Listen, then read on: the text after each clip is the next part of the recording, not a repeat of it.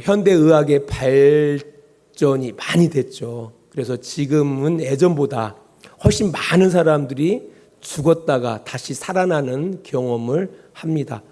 성경에서도 죽었다가 다시 살아난 사람들의 그런 기록들이 있습니다. 질문인데요. 그 가운데 가장 오랫동안 죽었다가 다시 살아난 사람이 누구일까? 선물도 없어서 나사로입니다. 그는 죽은 지 나흘 만에 다시 살아났습니다. 죽은 지 하루, 이틀, 사흘, 나흘, 4일 후에 다시 살아났습니다. 나사로가 죽었다가 다시 살아난 것과 예수님의 부활은 본질적으로 차이가 있습니다. 첫 번째 차이는요, 몸이 다릅니다. 죽었다가 살아난 나사로는 죽기 전 몸으로 다시 살아났습니다.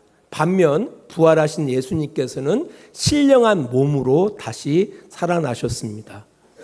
그래서 예수님께서 부활하셨을 때 제자들이 예수님을 몰라봤습니다. 제자들이 예수님을 몰라봤어요. 요한복음 20장 14절입니다. 이 말을 하고 뒤로 돌이켜 예수께서 서 계신 것을 보았으나 예수이신 줄을 알지 못하더라. 부활의 첫 증인된 막달 마리아가 예수를 봤지만 그가 예수인 줄 알지 못했더라라고 기록하고 있습니다. 두 번째 차이는요, 죽었다가 다시 살아난 나사로는 다시 죽었어요. 반면 부활하신 예수님은 다시 살아 하나님 보좌 우편에서 우리를 위하여 지금도 간구하시고 계십니다. 영원히 살고 계신다라는 겁니다. 로마서 6장 9절은 이렇게 기록하고 있습니다. 이는 그리스도께서 죽은 자 가운데서 살아나셨음에 다시 죽지 아니하시고 사망이 다시 그를 주장하지 못할 줄을 아미로다라고 기록하고 있습니다. 이런 차이를 종합해 볼 때 나사로가 나흘 만에 죽었다가 다시 살아난 것과 예수님의 부활이 다름을 알 수가 있습니다. 그러니까 예수의 부활과 나사로의 다시 삶은 본질적으로 다른 겁니다. 예수님의 부활이 중요한 이유가 있습니다. 이 부활은 예수 그리스도에게만 적용되어지는 사건이 아닙니다. 우리 모든 인간에게 적용되어지는 사건이 될 겁니다. 그래서 죽음이 끝이 아니에요. 죽음은 끝이 아니라 신령한 몸을 입는 하나의 과정인 겁니다. 이걸 꼭 기억하시기 바랍니다. 죽음이 끝이 아니에요. 신령한 몸을 입는 하나의 과정입니다. 그래서 이런 육신의 몸으로 일어나는 게 아니에요. 부활하는 게 아닙니다. 그러면은 다시 일어나는 거 별로 기쁘지 않을 거예요. 온전한 몸, 신령한 몸으로 변화되어서 부활한다라는 사실을 꼭 기억하시기를 바랍니다. 아무튼 모든 인간은 신령한 몸으로 다시 부활합니다. 근데 부활이 다른 부활을 경험하게 되어집니다. 요한복음 5장 29절입니다. 선한 일을 행한 자는 생명의 부활로, 악한 일을 행한 자는 심판의 부활로 나오리라 라고 기록하고 있습니다. 여기에 우리 모든 예수 그리스도를 믿는 성도들의 소망이 있습니다. 우리 성도들은 생명의 부활을 소망한다라는 겁니다. 생명의 부활. 부끄러움을 당하지 않는 그 부활을 소망하면서 살아가는 것이 바로 우리 성도들입니다. 그래서 예수 그리스도 안에서 생명의 부활로 나와서 영원히 하나님 아버지와 함께 살 것을 믿고 소망하는 것이 바로 우리 그리스도인들입니다. 우리 주양교회 성도들 모두 이 믿음과 소망을 가지고 살아가시기를 축원합니다. 이 소망이 없으면, 이 믿음이 없으면 여러분들 교회 나오는 것도, 여러분들이 신앙하는 것도 헛것이 되는 겁니다. 자, 아무튼 이 과학적인 사고와 경험에 익숙한 현대인들이 이런 부활을 믿고 소망한다라는 것은 어렵습니다. 왜냐하면 이것은 과학의 영역이 아니기 때문입니다. 과학의 영역이 아니에요. 왜냐하면 죽음 이후에 우리가 어떻게 될 것인가를 말하고 있기 때문에 과학적으로 설명할 수 있는 부분이 아니라는 겁니다. 그래서 이것은 이런 부활을 믿고 소망한다라는 것은 어렵습니다. 비단 현대인들 뿐이겠습니까? 부활의 복음이 전해지고 그렇게 교회가 세워졌던 그 초기 교회 성도들 가운데에도 어떤 이들은 이 예수의 부활을 믿지 못했습니다. 고린도전서 15장 12절입니다. 그리스도께서 죽은 자 가운데서 다시 살아나셨다 전파되었거늘 너희 중에서 어떤 사람들은 어찌하여 죽은 자 가운데에서 부활이 없다 하느냐. 이 고린도 교회 성도들도 그 의심했다라는 거예요. 그 가운데 모두가 의심했던 것은 아니고요. 그 가운데 어떤 성도들은 예수의 부활을 믿으면서도 죽은 자 가운데 다시 살아나는 이 부활에 대해서 의심했다라고 성경은 기록하고 있다라는 겁니다. 고린도 교회 성도들도 그랬대요.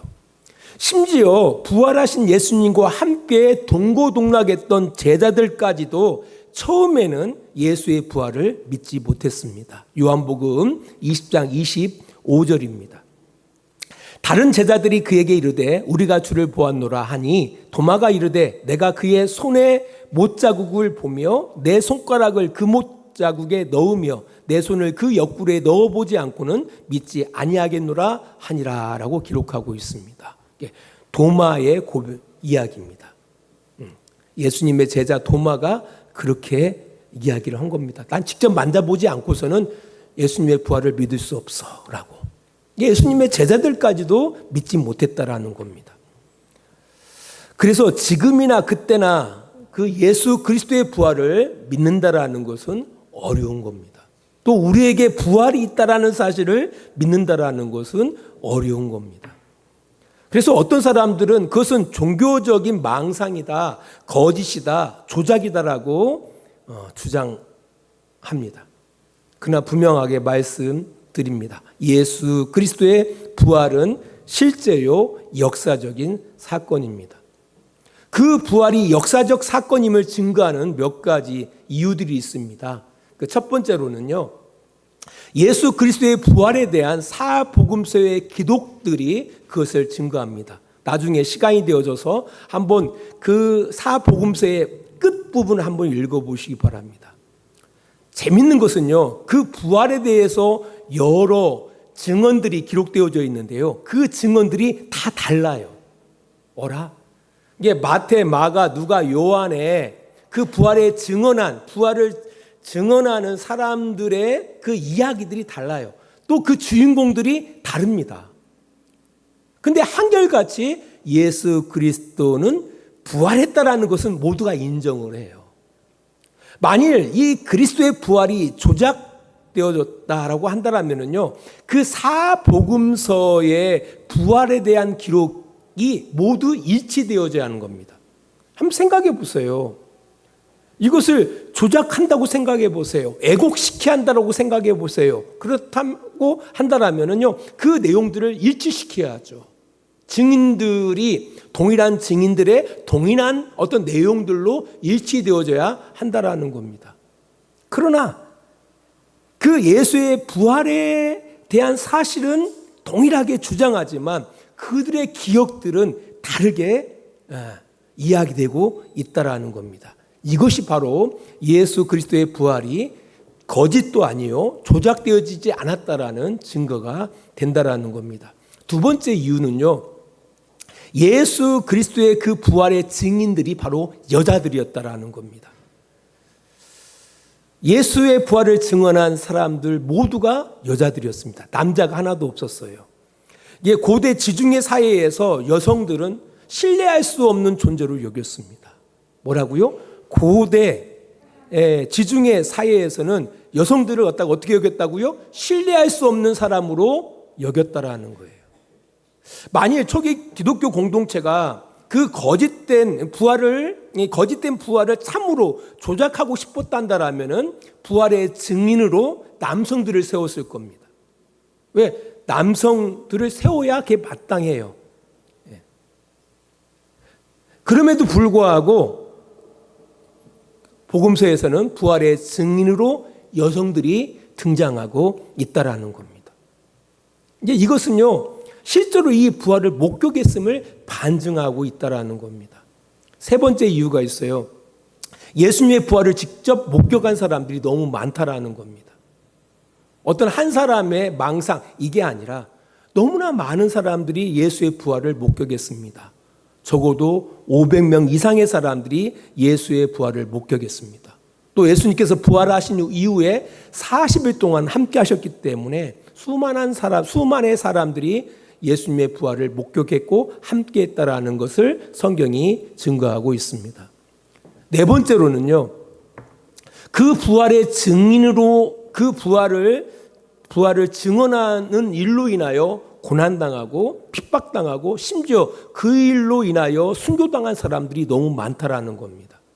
사실 거짓되고 조작된 진리를 잘못된 신념으로 몇 명이 핍박을 당하거나 순교를 당할 수가 있어요. 하지만 셀 수도 없는 사람들이 그 부활의 신앙 때문에 자발적으로 핍박을 당하고 순교를 받아들이는 것은 그런 경우들은 없어요. 이런 이유들을 종합해 볼 때 예수의 부활은 실제적이고 역사적이다라고 말씀드릴 수 있는 겁니다. 이외에도 여러 가지 증거들을 주장할 수는 있습니다. 아무튼 예수님의 부활은 실제적이고 역사적인 사건임을 기억해야 합니다.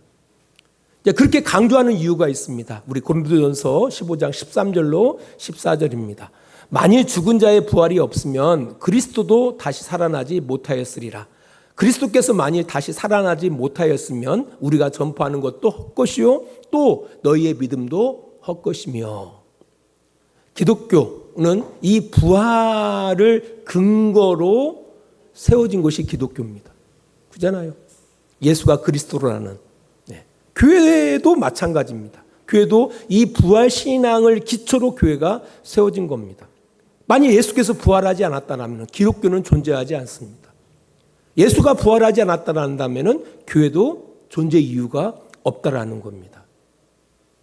왜 예수의 부활이 역사적인 사건이었음을 이렇게 강조하는 것일까? 이유가 있습니다. 이걸 우리가 잘 이해하셔야 돼요.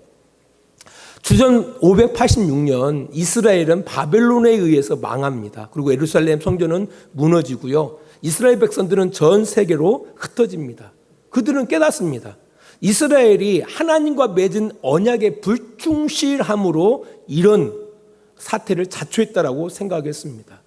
그런 절망 속에서 그들은 하나님의 선자들의 말씀을 통해서 희망을 갖게 되어집니다. 그 말씀은 하나님께서 모세와 같은 선지자를 일으키실 텐데 그 선지자들을 통해서 하나님께서는 이스라엘을 회복하실 거라는 거예요. 이스라엘을 구원할 것이다라는 그런 말씀이었다라는 겁니다. 이게 메시아 사상이에요. 이게 그리스도 사상입니다. 그래서 그리스도가 오셔서 우리를 회복하실 것이다. 하나님의 나라를 회복하게 하실 것이다라는 그런 사상이 있었다라는 겁니다. 그런 사상을 가지고 버티고 살았던 거예요. 우리 신명기 18장 15절입니다. 네 하나님 여호와께서 너희 가운데서 내 형제 중에서 너를 위하여 나와 같은 선지자 하나를 일으키시리니 너희는 그의 말을 들을지니라. 바로 이 말씀이에요. 자, 바벨론은 망했습니다. 그러나 별반 이스라엘에게 달라지는 일은 없었습니다. 페르시아도 일어났다 망했고요. 그 이후에 그리스도 일어났다가 망합니다. 그리고 로마가 전 세계를 통치할 때에 이스라엘은 정치 군사적으로 나아진 것도 없었어요. 이제 그럼에도 불구하고 그들은 흔들림 없이 그 메시아를 소망하면서 살고 있었습니다. 드디어 때가 되어 하나님께서는 약속하신 모세와 같은 선자를 보내주십니다. 그분이 바로 우리가 믿는 나사렛 사람 요셉의 아들 예수인 겁니다. 예수가 오신 거예요. 예수께서 가는 곳곳마다 그는 하나님 나라의 복음을 전했습니다. 하나님의 통치를 전합니다. 그는 그 나라를 가르쳤고요. 병든 자를 고치시고 약한 자들을 치유하십니다. 제자들은 예수와 함께하면서 그가 하나님이 약속하시는 그 선지자라는 사실을 조금씩 알게 되어집니다. 그리고 베드로는 고백하죠. 주는 그리스도시요 살아계신 하나님의 아들입니다. 당신이 메시아입니다. 당신이 그리스도입니다. 라고 고백합니다. 제자들이 예수를 알아본 이후에 예수님께서는 이전과 다른 말씀을 제자들에게 전해줍니다. 마태복음 16장 21절입니다. 이때로부터 예수 그리스도께서 자기가 예루살렘에 올라가 장로들과 대제사장들과 서기관들에게 많은 고난을 받고 죽임을 당하고 제3일에 살아나야 할 것을 제자들에게 비로소 나타내시니라. 중요한 단어는 비로소. 그때가 되매 그들에게 그걸 가르쳐 주시는 거예요. 처음 제자들은 이 말씀을 잘 이해하지 못했습니다. 그러나 그들이 예수님의 말씀대로 예수님께서 부활하신 이후에 이 말씀을 이해하게 되는 겁니다. 이뿐 아니라 예수님의 태어남, 그의 삶의 모든 여정, 그리고 그의 공생의 기간 가운데 일어났던 모든 일들이 바로 하나님께서 성경을 통해서 약속하신 바로 그 선자임을 나타내는 증거임을 그들이 알게 되어지는 겁니다. 그렇게 기록된 것이 바로 복음서예요. 그렇게 기록된 것이 바로 뭐라고요? 복음서예요. 그래서 복음서의 내용, 특별히 마태복음을 바라보면은요, 예수님을 예수라 한 거, 그를 임마누엘이라 한 것도 다 성경을 이루려 하십니다라고 성경은 기록하고 있습니다. 그가 베들레헴에서 태어난 것, 요셉과 마리아가 아기 예수를 데리고 애굽에 피신한 것, 헤롯에 의해서 아이들이 학살된 것, 애굽에서 돌아와 나사렛에서 예수가 산 것, 요한이 증거한 것, 요한이 잡히고 예수님께서 사역을 시작하시는 것, 귀신 들리고 병든 자를 고치시는 것, 나귀를 타고 예루살렘에 입성하시는 것, 은 30배 가격이 매겨져 체포당하고 고난당하시는 것, 그 모든 것들이 하나님이 성경을 통해서 약속하신 바로 그 천자임을 증거하는, 그걸 이루는 바로 사건임을 그들은 이해하게 되었다라는 겁니다. 그 여러 가지, 이분이 바로 하나님이 약속하신 바로 그 그리스도다, 그 선지자다 라는 그 여러 가지 증거 가운데 가장 확실한 증거가 바로 예수의 부활 사건입니다. 시편 16편 10절입니다. 이는 주께서 내 영혼을 수월에 버리지 아니하시며 주의 거룩한 자를 멸망시키지 않으실 것입니다. 이게 부활 사건보다 더 정확한 사건이 없어요. 강력한 사건이 없었다라는 겁니다. 다른 귀신을 쫓아내고 병든 자를 치유하고 죽은 자를 살리고 이런 것에 대해서 제자들도 이분이 그분이네라고 여겼던 이 제자들이 예수의 부활 사건을 통해서 완전히 바뀌어버리는 겁니다. 자, 예수님의 부활을 확인한 제자 도마의 고백을 한번 볼까요? 요한복음 20장 28절입니다. 도마가 대답하여 이르되 나의 주님이시요 나의 하나님이시니이다. 당신이 나의 주님입니다. 왜 이런 고백을 할까요? 신명기 18장에서는 이야기합니다. 모세와 같은 선지자를 보낼 텐데요, 너희는 그의 말을 들으면 산다라는 겁니다. 그의 말을 들으면 산대요. 이게 듣는다는 말은 단순히 듣는다는 의미가 아니에요. 듣고 순종한다라는 의미입니다. 여기서 도마의 고백은 당신은 나의 주인이다라는 말은 뭡니까? 내가 내 뜻대로 살지 않겠다라는 말입니다. 이게 중요한 고백이에요. 예수를 믿는다라는 건 무엇을 이야기하고 있냐면요, 자기 마음대로 살아가는데 예수만 받아들인다라는 그런 의미를 담고 있지 않습니다. 예수를 나의 주로 모시고 살아가는 거예요. 내 뜻대로 안 살아가는 거죠. 주님 뜻대로 살겠다라는 고백이 예수를 믿는다라는 고백입니다. 자, 아무튼 예수의 부활을 경험한 사람들은 달라져요. 사도 바울도 그렇습니다. 로마서 1장 2절로 4절입니다. 바울이 어떤 사람입니까? 예수의 부활을 증거하는 사람들 잡아 고난을 주고요, 핍박하고요, 심지어 죽이기까지 했던 사람이 바울입니다. 그랬던 그가 부활하신 예수님을 만나고 이렇게 바뀝니다. 로마서 1장 2절로 4절입니다. 이 복음은 하나님이 선자들을 통하여 그의 아들에 관하여 성경에 미리 약속하신 것이라. 그의 아들에 관하여 말하면 육신으로는 다윗의 혈통에서 나셨고 성결의 영으로는 죽은 자들 가운데서 부활하사 능력으로 하나님의 아들로 선포되셨으니 곧 우리 주 예수 그리스도시라. 여기도 보니까 우리 주 예수 그리스도다. 그분이 나의 주고 그분이 그리스도다라고 고백하고 있는 겁니다.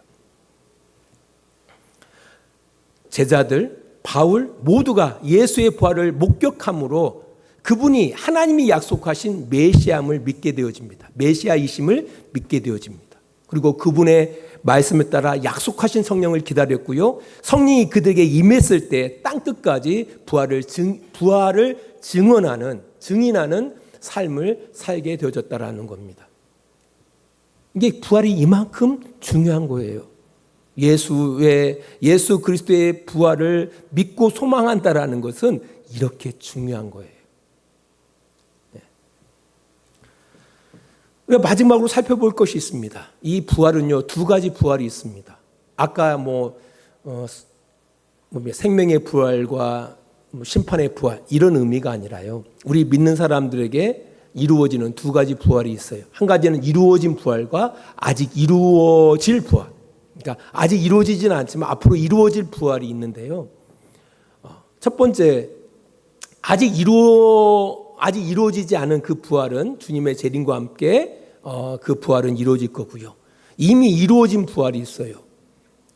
이미 이루어진 부활. 이 부활을 우리가 잠깐 살펴보고 말씀을 정리해 보도록 하겠습니다. 로마서 6장 8절로 11절입니다.